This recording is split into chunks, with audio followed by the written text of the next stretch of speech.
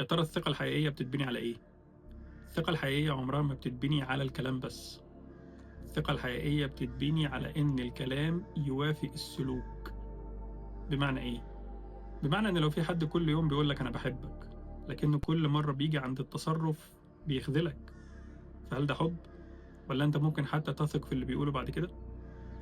لو في حد بيتكلم على واحد تاني من ورا ظهره، وأول ما الشخص التاني ده ظهر بدأ يتودد إليه ويقول له وحشني ويعامله كويس، هل ممكن تثق في الشخص ده؟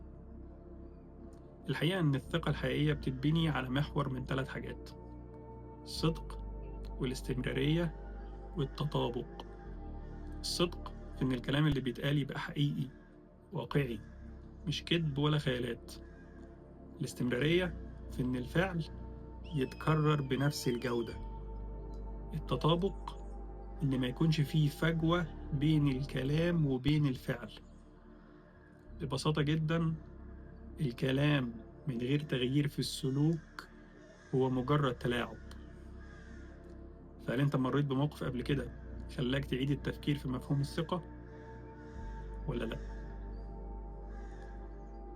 سلام.